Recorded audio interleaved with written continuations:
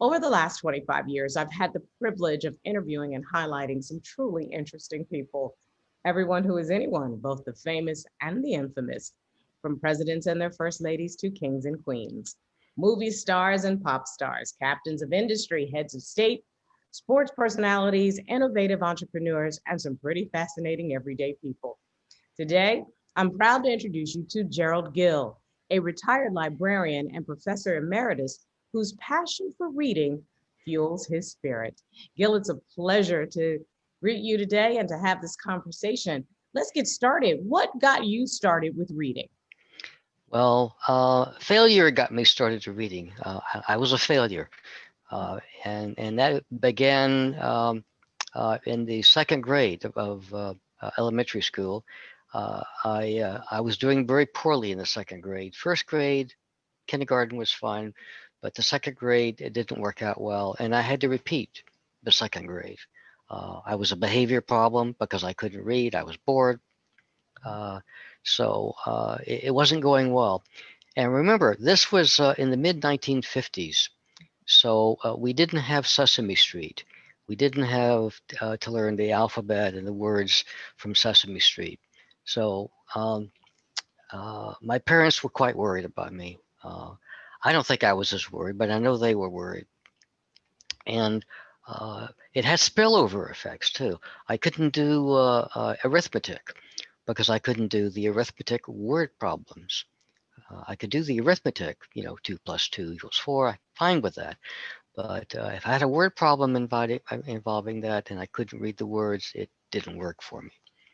So my parents sent me to the Board of Education, the Atlanta Board of Education psychologist, and who pronounced me normal.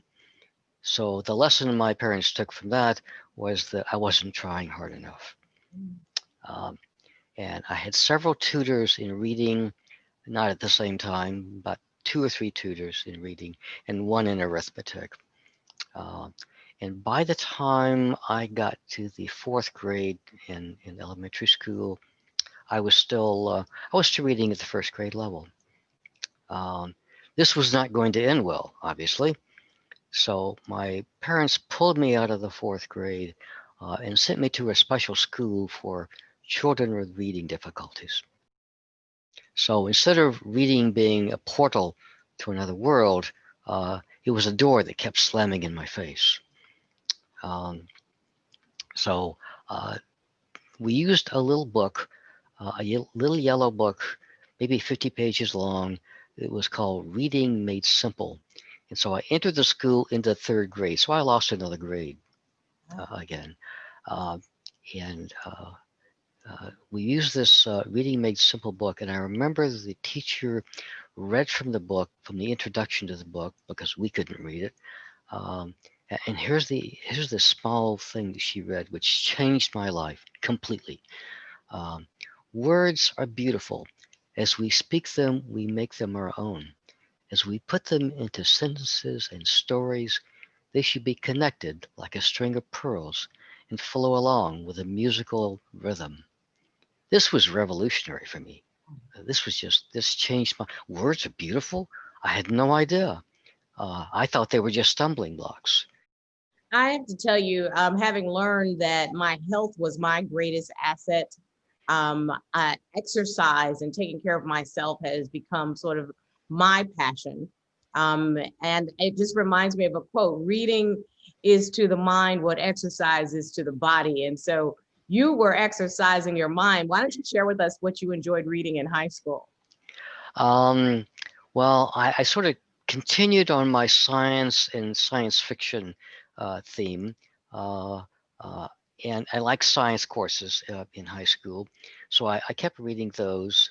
I had an amateur's telescope at home and did that. So I had all the microscopes. And so I was really into science.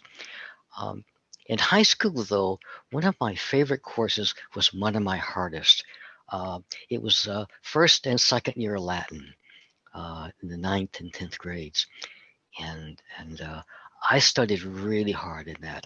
I studied hours every night translating Caesar's Gaelic Wars, you know, and Latin taught me English better than English taught me English. Uh, I learned a lot of constructions. I learned a lot of words, uh, grammar, syntax. Latin was really good. I only ever made a C in that course, those courses, but I learned so much more than what that grade would indicate. Uh, and then in the high school, about my first or second year in high school, my father bought a set of books that again changed my life.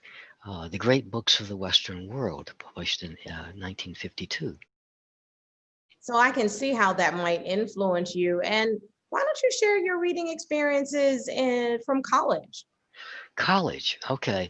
So I was sort of on fire with this idea of a liberal education. And this was back in the late 60s, 67 when I went to college. So it wasn't so occupational. You didn't go necessarily to get a job um, and major in business and do that, although you could. It was more about getting a liberal education, yeah, back then. And so I got a classical liberal arts and humanities curriculum because of the great books and the way they influenced me. So I took classes and courses in history and language. In language, I took Italian because Italian was so close to Latin, naturally. I took literature, social sciences, science, art, philosophy, including symbolic logic, which was one of my favorite courses. Classical culture, Greece and Rome, and dance. And then later on, after I graduated, I did continue my education a little bit and took postgraduate courses in law and jurisprudence, classical Greek, and graduate business. So um, I spent many happy hours in the library. I want to talk about you becoming a librarian, but first, I understand that you had an interesting discovery involving the Oxford English Dictionary. Tell me more about that. Yes, well, I'm in love with words, okay? Ever since that experience in him in school with words are beautiful, I'm just in love with words. So my father, when I was in college, he bought a set of the Oxford English Dictionary, or the OED for short, and it was a box set of 2 volumes. Uh, with the text was reduced to 25% of what it was. So in the box set, it included a magnifying glass so you could read it. Uh, so that was my first introduction to the Oxford English Dictionary. Later on, when I became a librarian, uh, there was a 20-volume set that came out in 1989, the second edition. And I actually bought that. It was kind of expensive, but I just wanted to own the English language, really cool.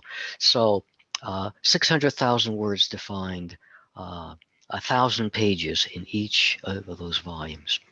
And then it goes into the specialty for this dictionary, which are quotations. The quotations start anywhere from 1000 AD up to the present.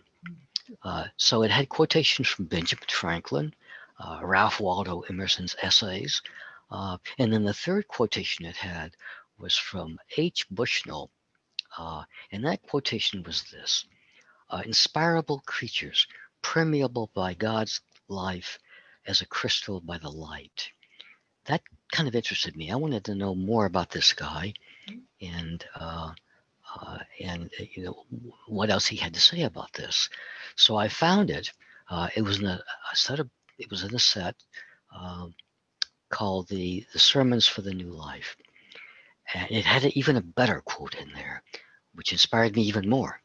Okay, and that quote is this: "It is the grand distinction of humanity that it is made permeable by the divine nature, prepared in that manner to receive and entemple the infinite spirit and be energized by him and fulfilled with his glory in every faculty, feeling, and power." Uh, and this was Horace Bushnell, who was a Congregationalist minister in the mid-19th century, a little ahead of his time in thinking what we would call liberal today, I guess. And I read some of his other sermons, and they're just as good. It really does show an intellectual curiosity for someone who has this passion for reading and information. So I have to imagine that you've learned a lot of interesting things. So share with me some of your interesting ideas. The ideas are ideas. My big ideas are, I took the ideas from the Centopicon, the 102 ideas that they went through, and those focused my reading. They focused my learning and research. So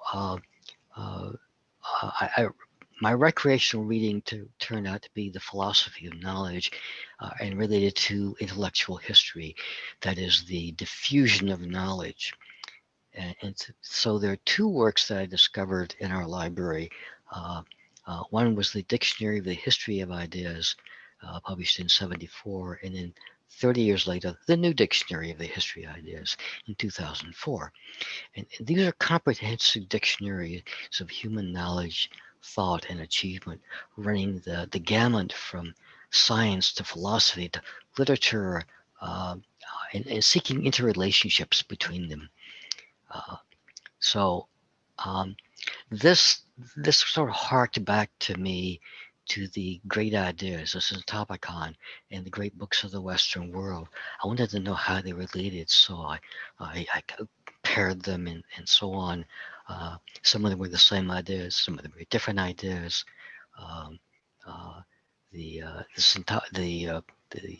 dictionary of ideas had some more recent ideas in them, and more of them too.